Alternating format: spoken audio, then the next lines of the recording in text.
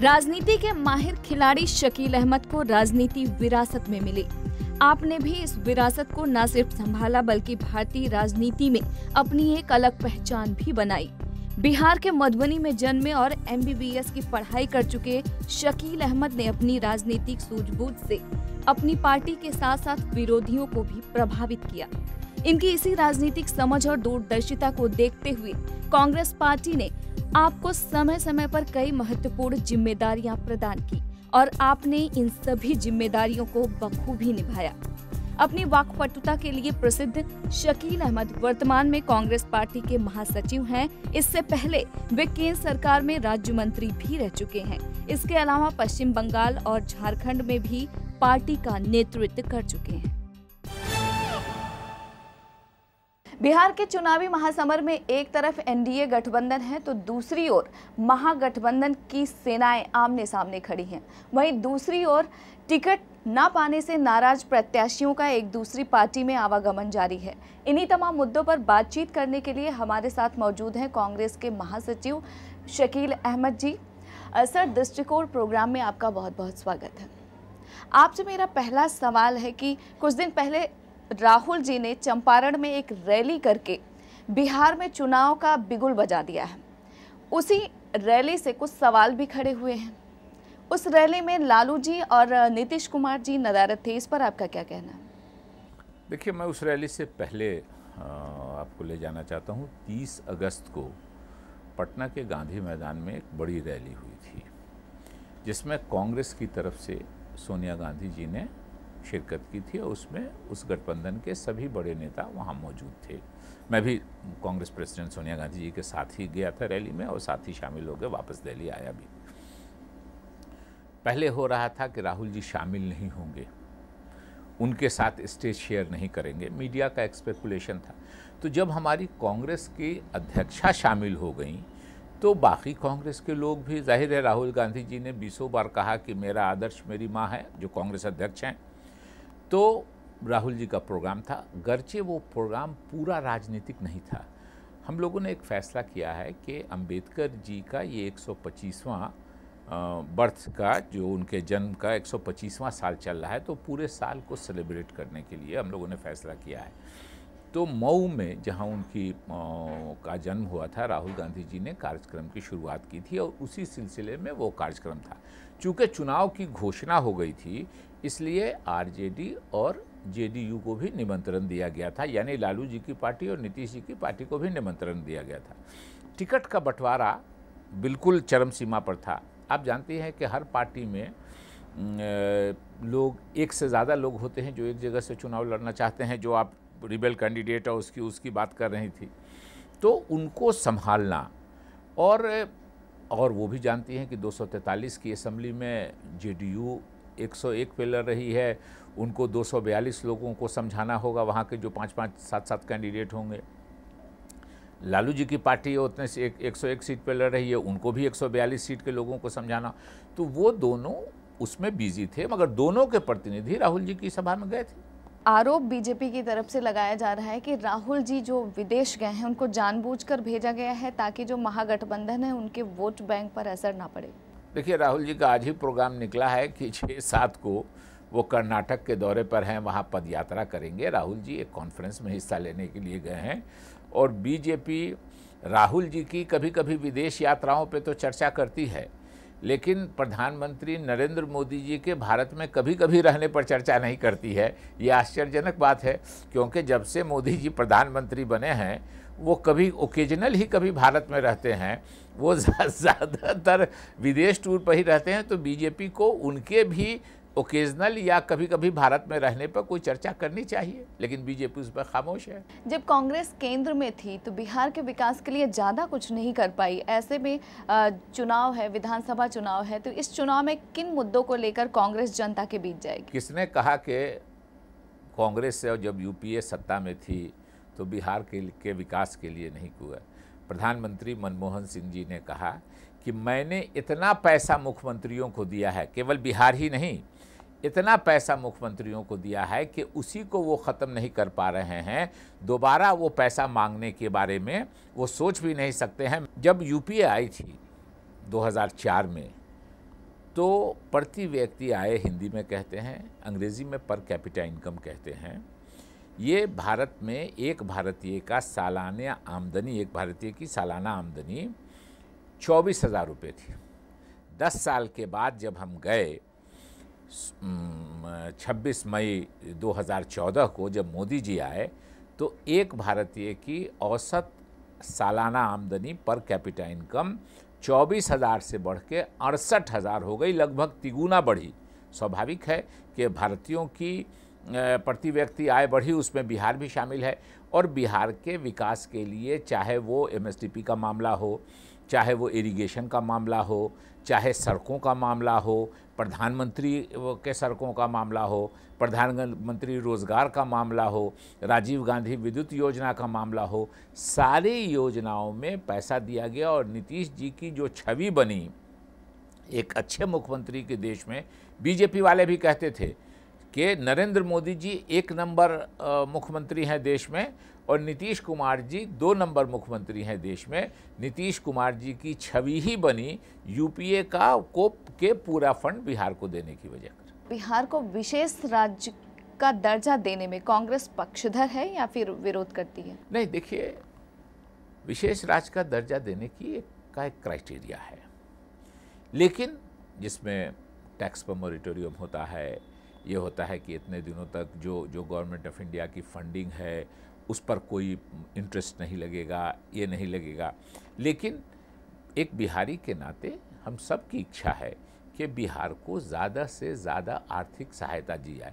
लेकिन प्रधानमंत्री नरेंद्र मोदी जी ने जैसे बिहार के लोगों को गुमराह करने की कोशिश की, अभी वो गए थे, उन्होंने 1.25 लाख करोड़ का पैकेज अनाउंस किया, लेकिन वो सारा एक्सपोज हो गया, सारा लोगों की समझ में आ गया कि केवल 9,000 करोड़ रुपया उसमें आर्थिक मदद है। बाकी जो ऑन गोइंग स्कीम्स हैं बिहार की, जो भारत सरकार का शेयर है, ये होता है जैसे स्कीम्स होती है, बनती है, कोई प्रोजेक्ट होता है वहाँ, तो एक भारत सरकार का एक फार्मूला है जो भारत सरकार का शेयर होता है और उसी हिसाब से मैचिंग ग्रांट स्टेट गवर्नमेंट देती है। तो भारत सरकार की जो राशि थी, जो पहले से स्कीम्स चल रही थी, नरेंद्र मोदी जी ने बिहार की जनता को धोखा देने के लिए उन स्कीम्स को भी शामिल करके, उनका भी पैसा जोड़ करके 1.25 लाख करोड़ की घोषणा कर दी। हम लोगों ने कभी ऐसा नहीं किया, मैं स्कीम वाइज नाम बता रहा हूँ, जिसकी वजह से भारत सरकार का पैसा गया। और नीतीश जी की जो छवि अच्छी हुई है, उसमें यूपीए की फंडिंग एक बहुत बड़ी वजह है। वक्त हुआ है एक छोटे से ब्रेक का। लेकिन मोदी जी जिनकी देश पे हुकूमत है, वो 4 पार्टियों और 5 पार्टियों की मदद से लड़ रहे हैं।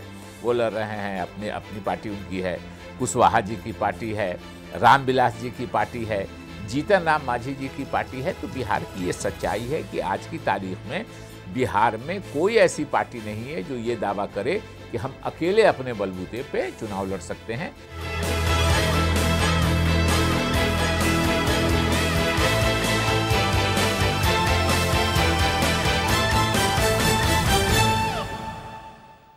अगर बिहार में कांग्रेस की बात करें तो वोट बैंक जो पहले हुआ करता था वो क्षेत्रीय दलों में बंट चुका है। और अगर अब की बात करें तो जाति समीकरण में भी कांग्रेस जो है वो पिछड़ती हुई नजर आती है। तो ऐसे में आपको क्या लगता है कि राहुल जी जो बिहार के मतदाता हैं उनको कितना प्रभावित कर पाएंगे? देखिए, ये बात मैं आपसे सहमत हूँ कि हमारा जातीय आधार नहीं है। बीजेपी कहती है हम एक धर्म की पार्टी हैं, यहाँ पार्टियां हैं जो कहती हैं हम एक जात की पार्टी हैं।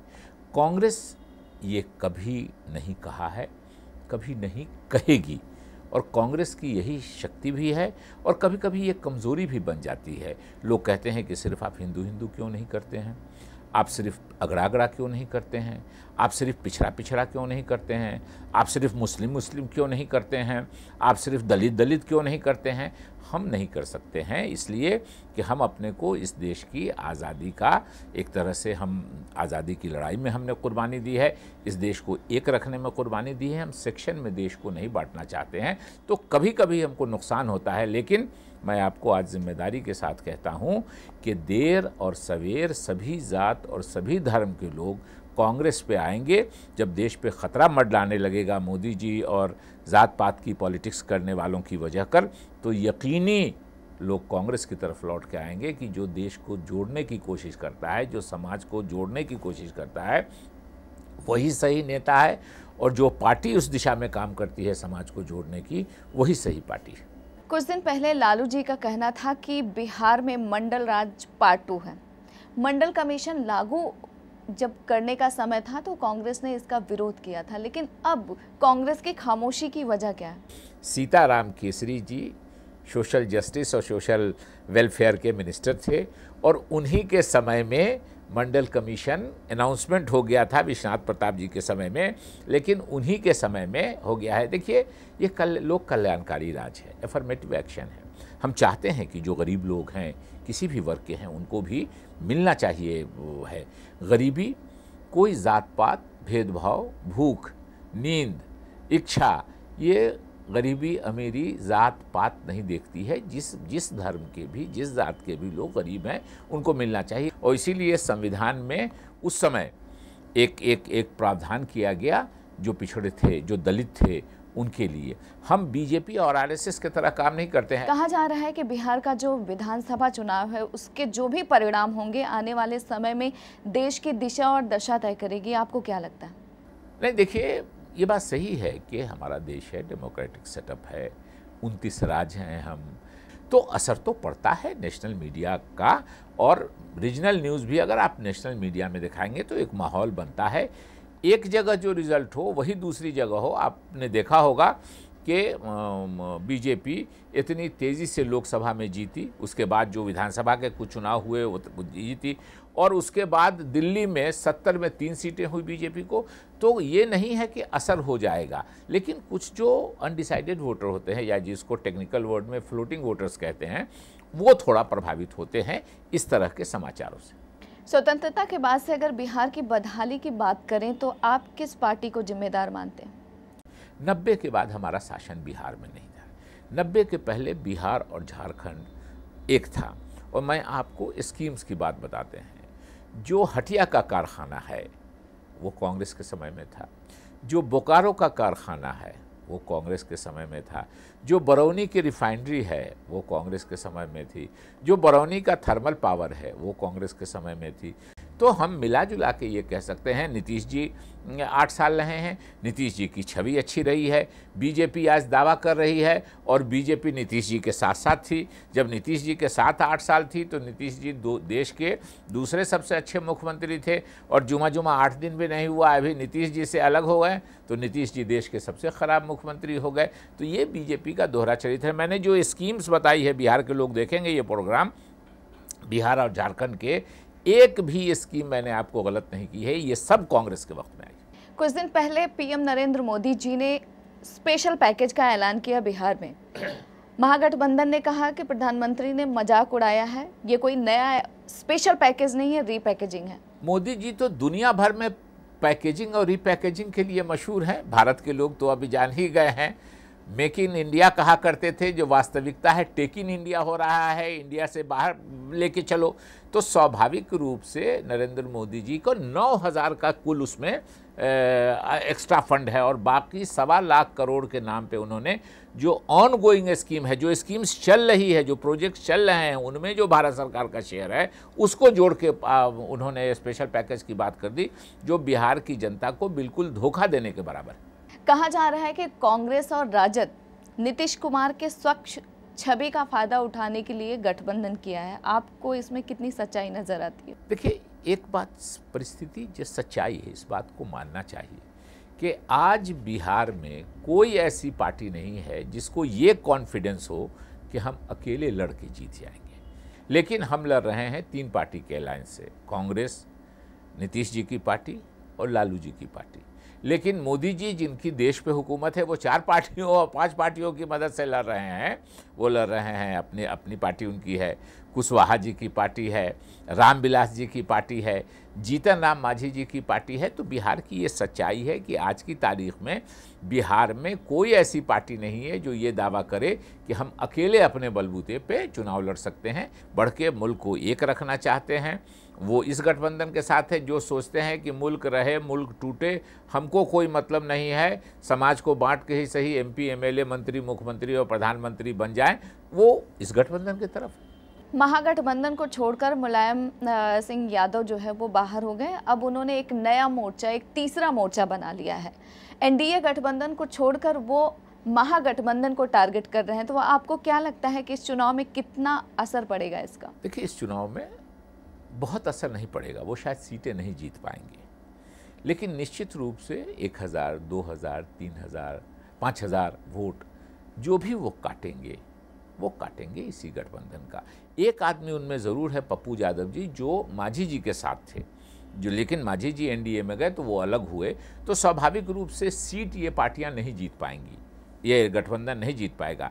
लेकिन जो भी वोट काटेगा वो हमारे अलायंस का वोट काटेगा, सेक्युलर वोट काटेगा, इसमें कहीं कोई दो राय नहीं। वक्त हुआ है एक छोटे से ब्रेक का। वो खुश होंगे आरएसएस से तो वोट कहाँ डालेंगे? बीजेपी को। और बीजेपी ने कह दिया कि नहीं, मैं आरक्षण के पक्ष में हूँ, तो जो आरक्षण के पक्ष वाले जो लोग खुश होंगे वो कहाँ वोट डालेंगे? वो भी बीजेपी का। इसी तरह मूर्ख बना के लोगों को वोट डाला जाने की कोशिश होती है।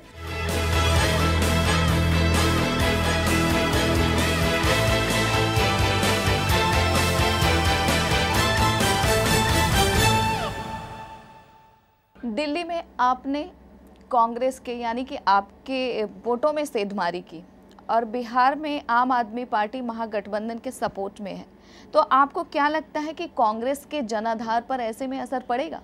नहीं, मैं बिल्कुल समझता हूँ आम आदमी का कोई वजूद नहीं है बिहार में, और दिल्ली में बिहार के बहुत लोग रहते हैं, और आम आदमी पार्टी ने जो दिल्ली के लोगों की हालत की है पिछले साल भर में, समझिए कि जो मिसरूल और मिसगवर्नेंस उनका है, डेंगू से परेशान हैं लोग। और एक भी वादा, मैं अक्सर कहता हूँ कि केजरीवाल साहब छोटे मोदी हैं और मोदी साहब बड़े केजरीवाल हैं। एक ने पूरे देश की जनता को धोखा दिया, वर्गलाया अपनी मीठी मीठी बातों से कि हम ये कर देंगे।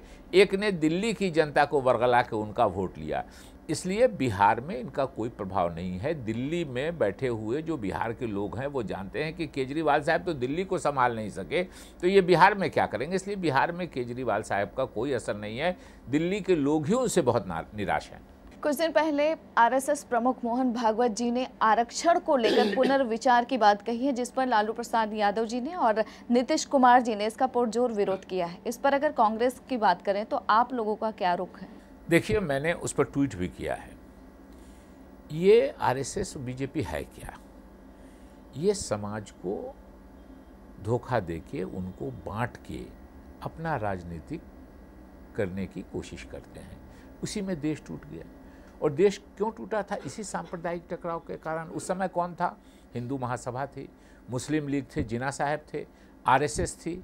आज कौन है?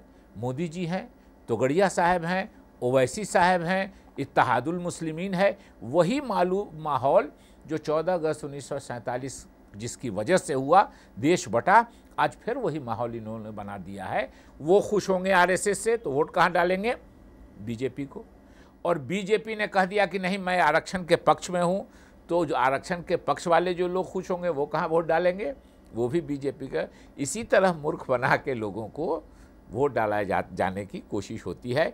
असदुद्दीन ओवैसी ने सीमांचल में ये ऐलान किया है कि वहाँ पर वो उनकी जो पार्टी है वो चुनाव लड़ेगी। उनका क्या असर पड़ेगा? साथ ही आरएसएस प्रमुख मोहन भागवत जी के साथ ओवैसी जी की एक तस्वीर आई है जिस पर भड़के हुए हैं ओवैसी जी, आपका क्या कहना है? ओवैसी जी पहले हमारे साथ अलायंस में थे, लेकिन जब उनका लहजा और उनका तेवर ऐसा होने लगा, जो लगा कि ये समाज को बांट फूट डालने वाला है और बांटने वाला है, तो हम लोग उनसे अलग हुए। बिल्कुल ये बात सही है। ओवैसी जी के बारे में भी मैं वही कहना चाहता हूँ कि ओवैसी जी कोई सीट जीत नहीं पाएंगे, कि पार्टी कोई सीट नहीं बिहार में जीत पाएगी। लेकिन ओवैसी जी जो भी वोट काटेंगे, 1000 काटें, 500 काटें, 5000 काटें, वो कांग्रेस का ही वोट काटेंगे। कांग्रेस गठबंधन का जो है वोट काटेंगे, और उनके वोट काटने से नरेंद्र मोदी जी और उनके पार्टी को फ़ायदा होगा, मोहन भागवत जी के आरएसएस को फ़ायदा होगा। और इसीलिए सोशल मीडिया पर जो उनकी तस्वीर चल रही है कि ओवैसी साहब जो अभी कर रहे हैं बिहार में या हिंदुस्तान में वो कहीं कर रहे हैं, उसका फ़ायदा मोहन भागवत जी की आरएसएस को होगा। बिहार चुनाव में कांग्रेस के मुद्दे क्या होंगे? देखिए, हर राज्य की जनता, और बिहार थोड़ा पिछड़ा राज्य है, विकास चाहती है। उनको भी अच्छी सड़कें चाहिए, अच्छे अस्पताल चाहिए इलाज के लिए, बच्चों के लिए अच्छी शिक्षा चाहिए, law and order. Nitish ji के समय में लॉ एंड ऑर्डर अच्छा है, इसमें कहीं कोई दो राय नहीं है। लॉ एंड ऑर्डर, क्योंकि अमन और शांति के बगैर कोई विकास नहीं हो सकता है। इसलिए यही मुद्दे हैं। रोज़गार के साधन उपलब्ध होना चाहिए। अभी मनरेगा की वजह से बहुत लोग जो बिहार से बाहर जाते थे मजदूरी करने के लिए, उन्होंने कुछ जाना कम किया है। रोज़गार के साधन वहीं उपलब्ध हों, जो हमारे पढ़े लिखे नौजवान हैं उनको नौकरी मिले। मोदी जी ने 2 करोड़ सालाना का वादा किया था। देश के नौजवान अपने को ठगा हुआ महसूस करते हैं कि मोदी जी ने कुछ नहीं किया, सुनहरे वादे करके लोकसभा के चुनाव में वोट ले लिए। 1 साल में मोदी जी ने 2 करोड़ नौकरियों का वादा किया था और कुछ नहीं किया। तो स्वाभाविक रूप से हमारे नौजवानों को रोज़गार मिले और अपनी धरती पे मिल जाए, इससे बड़ी और अच्छी कोई बात नहीं होगी। तो लॉ एंड ऑर्डर चाहिए, विकास चाहिए, अच्छी शिक्षा चाहिए, अच्छे अस्पताल चाहिए। आखिर में आपसे एक सवाल, अगर बिहार को लेकर आपके अपने दृष्टिकोण की बात करें तो क्या है? देखिए, मेरा दृष्टिकोण है कि बिहार में विकास होना चाहिए, तरक्की होना चाहिए। और बिहार के बारे में मुझको 2 शिकायत है। एक शिकायत मीडिया से है कि आप जब भी बात करते हो तो बिहार में जात पात की बात करते हो। मैं 4, 5, 6 राज्यों का, 7 राज्यों का मैं पार्टी का प्रभारी हूँ, मुझको घूमने का मौका मिला है। हर स्टेट में जात की बात होती है, लेकिन आप जो नेशनल मीडिया के लोग हो, बिहार की बात शुरू करो, बिहार जात पात पे हो। मैं मानता हूँ कि जात एक सच्चाई है, लेकिन केवल बिहार में ये नहीं है, पूरे देश में है। आप बिहार को बदनाम करते हो, एक ही है। एक दूसरा, जो प्रधानमंत्री जी ने बिहार को अपमानित किया अभी जाके, एक रिपोर्ट आई थी कि Bihar BI, Madhya Pradesh MA, Rajasthan R और उत्तर प्रदेश U, ये मिला के अंग्रेजी में अगर पढ़ा जाए तो बीमारू होता था। प्रधानमंत्री ने, वो अंग्रेजी के लेटर्स थे, प्रधानमंत्री ने बिहार में जाके इलेक्शन के स्पीच में कहा कि बिहार बीमारू राज्य है। हिंदी में उन्होंने बीमारू यानी बीमार लोगों का राज्य है, बिहार राज्य बीमार है। मैं चाहता हूं कि इस इलेक्शन के ऐसे नतीजे हों कि फिर कभी कोई बिहार को बीमारू राज्य कहने की हिम्मत नहीं करे। आपने हमें समय दिया, इसके लिए आपका बहुत बहुत धन्यवाद। बिहार में इस बार कांटे की टक्कर है, जहां एक और बीजेपी मांझी और पासवान के सहारे सत्ता में आने की कोशिश कर रही है, तो वहीं दूसरी ओर कांग्रेस महागठबंधन के सहारे बीजेपी को जवाब देना चाहती है। फिलहाल बिहार की जनता क्या चाहती है, ये तो समय ही बताएगा। आप हमें और हमारी टीम को दीजिए इजाजत और देखते रहिए महुआ TV।